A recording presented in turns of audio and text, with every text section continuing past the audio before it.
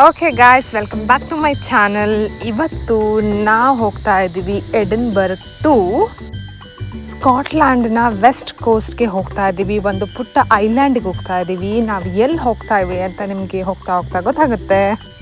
ಹೆಂಗೆ ಸ್ವಿಟ್ಜರ್ಲ್ಯಾಂಡಲ್ಲೆಲ್ಲ train journey ತುಂಬ famous, ಹಾಗೆ ಸ್ಕಾಟ್ಲ್ಯಾಂಡಲ್ಲಿ ಕೂಡ ಟ್ರೈನ್ ಜರ್ನಿ ತುಂಬ ಫೇಮಸ್ಸು.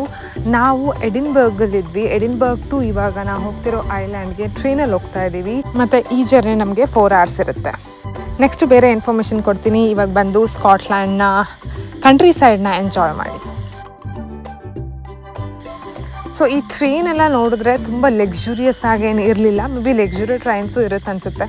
ನಾವು ಮೀಡಿಯೋಕರ್ ಟ್ರೈನ್ ತೊಗೊಂಡು ಹೋಗಿದ್ದು ಇಂಡಿಯನ್ ಟ್ರೈನ್ ಥರನೇ ಇತ್ತು. ವಂದೇ ಭಾರತ್ ಎಲ್ಲ ಅದಲ್ಲ, ಸ್ವಲ್ಪ ಸಿಮಿಲರ್ ಟು ದ್ಯಾಟ್.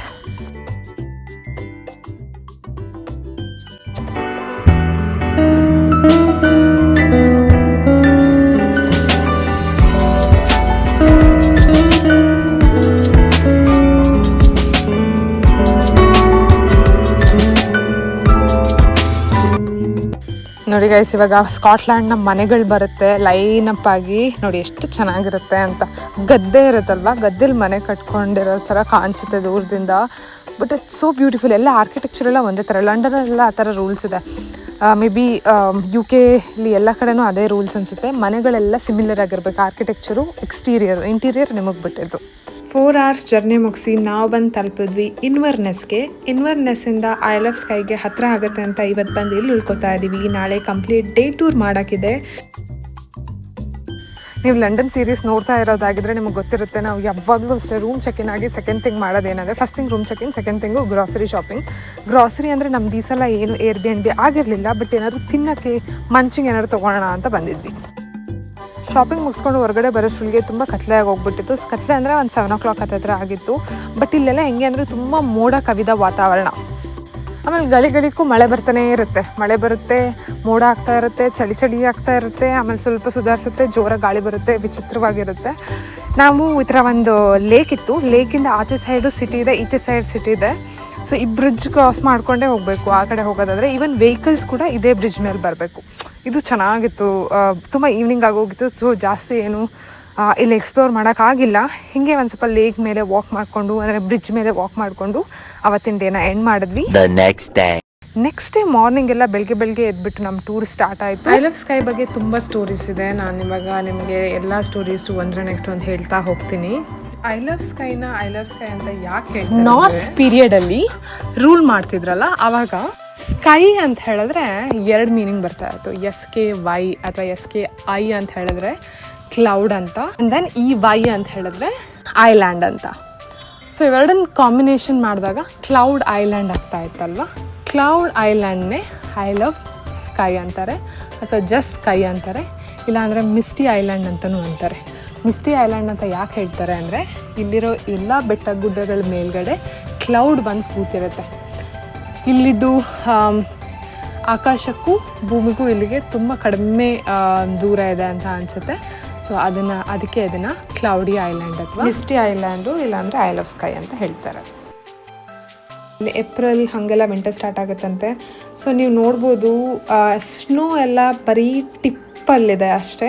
ಜಾಸ್ತಿ ಏನು ಸ್ನೋ ಇರಲಿಲ್ಲ. ನಾವು ಎಕ್ಸ್ಪೆಕ್ಟ್ ಮಾಡಿದ್ವಿ ತುಂಬ ಸ್ನೋ ಸಿಗುತ್ತೆ ಅಂತ. ನಮ್ಮದು ನೆಕ್ಸ್ಟ್ ಡೆಸ್ಟಿನೇಷನ್ ಬಂದು ಕ್ವೆರಾಂಗ್ ಅಂತ. ಇದು ಒಂದು ಹಿಲ್ ಸ್ಟೇಷನ್ ಆಗಿದೆ. ಇಲ್ಲಿ ಮೋಸ್ಟ್ಲಿ ಜನಗಳು ಹೈಕ್ ಮಾಡೋಕ್ಕೆ ಬರ್ತಾರೆ. ತುಂಬ ಚಿಕ್ಕದಾದ ರೋಡ್ಗಳಿರುತ್ತೆ.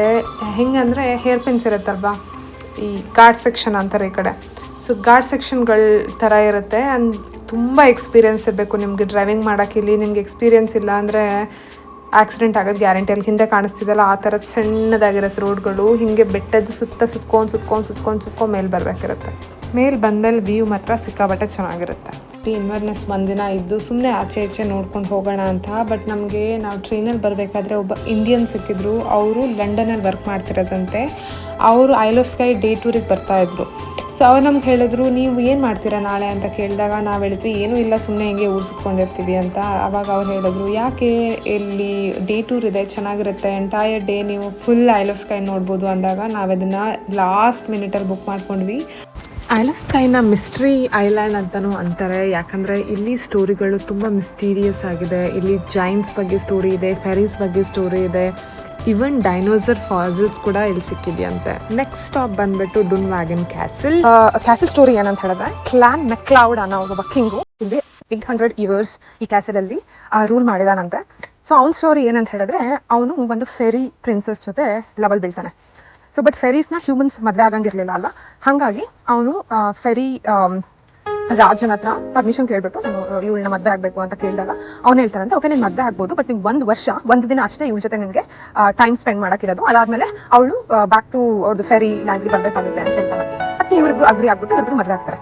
1 ವರ್ಷ 1 ದಿನ ಆದ್ಮೇಲೆ ಫೆರಿ ಪ್ರಿನ್ಸಸ್ ವಾಪಸ್ ಹೋಗೋ ಟೈಮಲ್ಲಿ ಒಂದು ಸಿಲ್ಕ್ ಫ್ಲಾಗ್ನ ಕ್ಲಾನ್ ಮೆಕ್ಲೌಡಿಗೆ ಕೊಟ್ಬಿಟ್ಟು, ನಿನ್ಗೆ ಯಾವಾಗಾದರೂ ನಿನ್ನ ಜೀವ ಉಳಿಸ್ಕೋಬೇಕು ಅಥವಾ ನಿನ್ನ ಯುದ್ಧದಲ್ಲಿ ನೀನು ವಿನ್ ಆಗಬೇಕು ಆ ಥರ ಪರಿಸ್ಥಿತಿಲಿ ನೀನು ಈ ಫ್ಲಾಗನ್ನು ಇಟ್ಕೊಂಡು ನಮ್ಮನ್ನು ಕರೆದ್ರೆ ನಾವು ಬಂದುಬಿಟ್ಟು ನಮ್ಮ ಎಂಟೈರ್ ಫೆರಿ ಸಾಮ್ರಾಜ್ಯ ಬಂದುಬಿಟ್ಟು ನಿನ್ಗೆ ಹೆಲ್ಪ್ ಮಾಡ್ತೀವಿ ಅಂತ ಹೇಳ್ತಾನಂತೆ.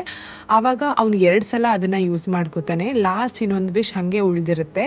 ಸೊ ಆ ಸಿಲ್ಕ್ ಫ್ಲಾಗ್ ಮತ್ತು ಕ್ಲಾನ್ ಮೆಕ್ಲೌಡ್ ಡ್ರಿಂಕ್ಸ್ ಮಾಡೋಕ್ಕೆ ಯೂಸ್ ಮಾಡ್ತೀರಾ ಅಂತ ಒಂದು ಹಾರ್ನ್ನ ಇದೇ ಕ್ಯಾಸಲ್ ಒಳಗಡೆ ಇಟ್ಟಿದ್ದಾರೆ. ಈ ಕ್ಯಾಸಲ್ ಹಿಂದ್ಗಡೆ ಬ್ಯಾಕ್ ವಾಟರ್ ಇರೋದ್ರಿಂದ ಇಲ್ಲಿ ಬೋಟಿಂಗ್ ಫೆಸಿಲಿಟಿ ಕೂಡ ಇದೆ. ಆಲ್ರೆಡಿ ನೀವು ಬುಕ್ ಮಾಡ್ಕೊಂಡೋದ್ರೆ ಬೋಟಿಂಗ್ ಕೂಡ ಹೋಗ್ಬೋದು ಈ ವಾಟರಲ್ಲಿ. ಈ ವಾಟರ್ ಬಗ್ಗೆನೂ ತುಂಬ ಎಲ್ಲ ಸ್ಟೋರೀಸ್ ಇದೆ. ಯಾಕೆ ಇದು ಡಾರ್ಕ್ ಆಗಿದೆ, ಇಲ್ಲೊಂದು ಬ್ಲ್ಯಾಕ್ ವಾಟರ್ದೇ ಒಂದು ಎಂಟೈರ್ ಹೊಳೆ ಥರ ಇದೆ. ನಮ್ಮ ನೆಕ್ಸ್ಟ್ ಸ್ಟಾಪ್ ಬಂದುಬಿಟ್ಟು ಡುರೈನಿಶ್. ಇಲ್ಲಿ ನಾವು ಹೈಲ್ಯಾಂಡ್ ಕೌಸ್ನ ನೋಡಕ್ಕೆ ಬಂದಿದ್ವಿ. ಸೊ ಇವುಗಳನ್ನ ಹೈಲ್ಯಾಂಡ್ ಕೌಸ್ ಅಂತಾರೆ. ನಾರ್ಮಲ್ ನಮ್ಮ ಕಡೆ ಇರೋ ಕಾವು ಅಲ್ಲ, ಇದು ಹೈಲ್ಯಾಂಡ್ ಕಾವು ಇದು. ಸೊ ನೀವು ನೋಡ್ಬೋದು, ಇದ್ರ ಮೈ ಮೇಲೆಲ್ಲ ಜಾಸ್ತಿ ಕೂದಲಿರುತ್ತೆ, ಶೈನಿಂಗ್ ಇರುತ್ತೆ, ಆ್ಯಂಡ್ ದೆನ್ ತುಂಬ ದೊಡ್ಡದಾಗಿರುತ್ತೆ. ಇದ್ರ ಸ್ಟೋರಿ ಏನಂದರೆ, ಯಾವಾಗ ಐಲ್ ಆಫ್ ಸ್ಕೈಯಲ್ಲಿ ಇದ್ದಿದ್ದು ಫೆರಿಗಳು ಸಾಕಿದಂಥ ಕೌಗಳಂತ ಇವು. ಅಂದರೆ ಇದು ನೆಕ್ಸ್ಟ್ ಜನ್ರೇಷನ್ ಆಫ್ ಆ ಕೌಗಳದ್ದು. ಅವಾಗೆಲ್ಲ ಏನಾಗಿತ್ತು ಅಂದರೆ, ಅವ್ರ ಕ್ಯಾಸಲಲ್ಲೇ ಬಿಡ್ಕೊತಾ ಇದ್ರಂತೆ. ಆಮೇಲೆ ಹೊಳೆ ದಾಟಿ ಇವೇ ಬಂದು ಈಚೆ ಮೇಯ್ದುಕೊಂಡು ಫೆರಿಗಳಲ್ಲಿಂದ ಕರಿತಿದ್ದಂಗೆ ಹೊಳೆ ದಾಟ್ಕೊಂಡು ಇವರೇ ವಾಪಸ್ ಹೋಗ್ತಾ ಇದ್ರಂತೆ. ಆ ಥರ ಎಲ್ಲ ಸ್ಟೋರಿ ಇದೆ. ಬಟ್ ಇವಾಗ ಬರ್ತಾ ತುಂಬ ಒಂದು 5-6 ಅಷ್ಟೇ ನೋಡೋಕ್ಕೆ ಸಿಗ್ಬೋದು ನಿಮಗೆ ಈ ಥರ ಕೌಗಳು. ನಮಗೆ ಸಿಕ್ಕಿದ್ದು ಲೇಡಿ ಡ್ರೈವರ್ ಅವ್ರ ಟೂರ್ ಗೈಡ್ ಕೂಡ. ಅಲ್ಲಿ ಲೋಕಲ್ ಏಟ್ಸ್ ಅಂತ ಅವರು ತುಂಬ ಚೆನ್ನಾಗಿ ಎಕ್ಸ್ಪ್ಲೇನ್ ಮಾಡಿದ್ರು. ನಿಧಾನಕ್ಕೆ ಒಳ್ಳೆ ಹಾಡು ಹೇಳ್ದಂಗೆ ಎಕ್ಸ್ಪ್ಲೇನ್ ಮಾಡ್ತಾಯಿದ್ರು ಎವ್ರಿ ಪ್ಲೇಸ್ನು. ಮೋಸ್ಟ್ಲಿ ನಮಗೆ ಅಲ್ಲಿ ಕೇಳಬೇಕಾದ್ರೆ ನಮ್ಗೆ ಅಷ್ಟು ಕೇಳಬೇಕು ಅಂತ ಅನಿಸ್ತಾ ಇರಲಿಲ್ಲ. ಬಿಕಾಸ್ ನಮ್ಗೆ ವ್ಯೂ ನೋಡಿ ಖುಷಿ ಆಗ್ತಾಯಿತ್ತು, ನೋಡ್ಕೊಂಡು ಹೋಗ್ತಾ ಇದ್ವಿ. ಬಟ್ ಸ್ಟೋರೀಸ್ ಎಲ್ಲ ತುಂಬ ಚೆನ್ನಾಗಿ ಹೇಳಿದ್ರು, ತುಂಬ ಚೆನ್ನಾಗಿ ಕೇಳ್ಕೊಂಡ್ವಿ ಕೂಡ. ನಾನು ಈ ವಿಡಿಯೋ ಮಾಡಬೇಕಾದ್ರೆ ತುಂಬ ರಿಸರ್ಚ್ ಮಾಡಿ ಸ್ಟೋರಿಗಳನ್ನ ತಿಳ್ಕೊಂಡು ಹೇಳ್ತಾ ಇದ್ದೀನಿ.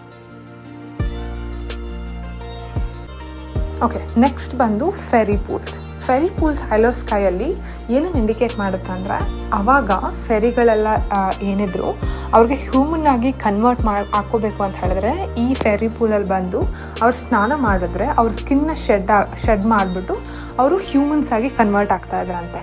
ಸೊ ಅದಕ್ಕೆ ತುಂಬ ಫೇಮಸ್. ಆ್ಯಂಡ್ ದೆನ್ ಇವಾಗ ಏನು ಹೇಳ್ತಾರೆ ಅಂದರೆ, ನೀವು ಅಕಸ್ಮಾತ್ ಎಲ್ಲಾದರೂ ಹೋಗಿ ಈ ವಾಟರಲ್ಲಿ ಮುಖ ತೊಳ್ಕೊಂಡ್ರೆ ನಿಮ್ಮ ಮುಖದಲ್ಲಿ ಪಿಂಪಲ್ ಇದ್ದರೆ ಅಥವಾ ಸ್ಕಿನ್ ರಿಲೇಟೆಡ್ ಏನೇ ಪ್ರಾಬ್ಲಮ್ ಇದ್ರೂ ಈ ವಾಟರ್ ಅದನ್ನು ಕ್ಲಿಯರ್ ಮಾಡುತ್ತೆ. ನೀವು ಕುಡಿದ್ರೆ ನಿಮಗೆ ಹೊಟ್ಟೆಲಿರೋ ಏನಾದರೂ ಪ್ರಾಬ್ಲಮ್ ಇದ್ದರೆ ಆಗ ಸ್ಟಮಕ್ ರಿಲೇಟೆಡ್ ಏನೇ ಪ್ರಾಬ್ಲಮ್ ಇದ್ದರೂ ಅದು ಕ್ಲಿಯರ್ ಆಗುತ್ತೆ ಅನ್ನೋದು ಒಂದು ನಂಬಿಕೆ ಇದೆ ಇವಾಗ.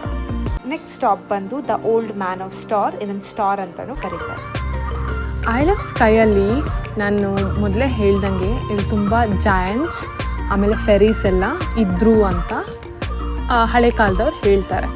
ಸೊ ಈ ಜಾಯಂಟ್ಸ್ ಎಲ್ಲ ಇದ್ರಲ್ಲ, ಅವ್ರ ಮಧ್ಯೆ ಒಂದ್ಸಲ ಯುದ್ಧ ಆಗುತ್ತಂತೆ. ಯುದ್ಧ ಆದಾಗ ಒಬ್ಬ ಜಾಯಿಂಟ್ ಯುದ್ಧದಲ್ಲಿ ಸತ್ತೋಗ್ತಾನೆ. ಅವ್ನು ಸತ್ತೋದಾಗ ಅವನ್ನ ಹೂಳ್ಬೇಕಾದ್ರೆ ಅವನ್ನ ಹೂಳ್ತಾರಂತೆ. ಹೂತೆಲ್ಲ ಆದಮೇಲೆ ಅವ್ನು ಒಂದು ಫಿಂಗರ್ ಮಾತ್ರ ಆ ಭೂಮಿಯಿಂದ ಹೊರಗಡೆ ಬರುತ್ತಂತೆ. ಅದು ಸ್ಕೈ ಕಡೆ ತೋರಿಸ್ತಾ ಇರುತ್ತಂತೆ. ಆ್ಯಂಡ್ ಅದು ಅವತ್ತಿಂದ ಬೆಳೆದು ಎಷ್ಟು ದೊಡ್ಡದಾಗಿ ಬೆಟ್ಟ ಥರ ಆಗಿದೆ ಅಂತ ಕತೆ ಇದೆ. ಬಟ್ ಎಷ್ಟು ಸೈಂಟಿಫಿಕಲಿ ಹೌದು ಅಲ್ಲ ಅದೆಲ್ಲ ಗೊತ್ತಿಲ್ಲ, ಬಟ್ ಇದು ಸೇಯಿಂಗ್ ಅಷ್ಟೆ. ನೆಕ್ಸ್ಟ್ ಸ್ಟಾಪ್ ಬಂದ್ಬಿಟ್ಟು ಪೋರ್ಟ್ರಿ. ಇದು ಐಲ್ ಆಫ್ ಸ್ಕೈನ ಕ್ಯಾಪಿಟಲ್. ಅಷ್ಟೇ ಅಲ್ಲದೆ largest town in I'll of sky ಅಂತೆ. ಸೊ ನಾನು ಏನಕ್ಕೆ ಮ್ಯಾಪ್ ತೋರಿಸ್ತಾ ಇದ್ದೀನಿ ಅಂದರೆ, ಐಲ್ ಆಫ್ ಸ್ಕೈ ಅನ್ನೋದು ಅಟ್ಲಾಂಟಿಕ್ ಓಷನಲ್ಲಿ ಬರೋದ್ರಿಂದ ಸೊ ನಾವು ಒಂದು ಎಂಡಿಗೆ ಹೋದಾಗ ಈವನ್ ಅಟ್ಲಾಂಟಿಕ್ ಓಷನ್ ಕೂಡ ನೋಡೋಕ್ಕೆ ಸಿಕ್ತು. ನಾವು 1 ಡೇಲಿ ಏನೆಲ್ಲ ಕವರ್ ಮಾಡಿದ್ದೀವಿ ಅಂದರೆ ಎಂಟೈರ್ ಐಲ್ ಆಫ್ ಸ್ಕೈಯಲ್ಲಿರೋ ಎಲ್ಲ ಪ್ಲೇಸಸ್ನೂ ನೋಡ್ಕೊ ಬಂದಂಗೆ ಆಯಿತು. ಕೊನೆಗೆ ಅಟ್ಲಾಂಟಿಕ್ ಓಷನ್ ಕೂಡ ನೋಡ್ಬಿಟ್ವಿ. ನೋಡಿ ಅಲ್ಲಿನ ಮನೆಗಳೆಲ್ಲ ಹೆಂಗಿರುತ್ತೆ ಅಂತ. ಇವೆಲ್ಲ ಕಂಟ್ರಿ ಸೈಡ್ ಆದರೂ ಎಷ್ಟು ಚೆನ್ನಾಗಿರುತ್ತೆ. ನಮಗೆ ಬೆಳಗ್ಗೆಯಿಂದನೂ ಸೇಮ್ ವೆದರ್ ಇದೆ, ಕತ್ಲೆ. ಈವ್ನಿಂಗ್ ಆಗ್ಬೇಕಾದ್ರೆ ಸ್ವಲ್ಪ ಬೆಳಕು ಬಂತು, ಅಷ್ಟೊತ್ತಿಗೆಲ್ಲ ಸಂಜೆ ಆಗೋಯ್ತು. ಅಂತೂ ಬೆಳಿಗ್ಗೆ 7 o'clockಗೆ ಸ್ಟಾರ್ಟ್ ಮಾಡಿರೋ ಅಂಥ ಟ್ರಿಪ್ಪು ಸಂಜೆ 7 o'clockಗೆ ಮುಗೀತು. ಎಂಟೈರ್ ಐಲ್ ಆಫ್ ಸ್ಕೈನ ನೋಡಿಕೊಂಡು ನಾವು ಬಂದು ರೀಚ್ ಆದ್ವಿ ಎನ್ವರ್ನೆಸ್ಗೆ. ಸೊ ಇದು ಇವತ್ತಿನ ದಿನ ಆಗಿತ್ತು. Thank you for watching. ಇವಾಗ ವಾಪಸ್ ನಾವು ರೂಮ್ಗೆ ಹೋಗ್ಬಿಟ್ಟು ಫ್ರೆಶ್ ಅಪ್ ಆಗಿ ಊಟ ಮಾಡಿ ಮಲ್ಕೋಬೇಕು. ನಾಳೆ ಬ್ಯಾಕ್ ಟು ಲಂಡನ್ ಫ್ಲೈಟ್ ಇದೆ. So please do subscribe to my channel. ಅಡಿಯಾಸ್.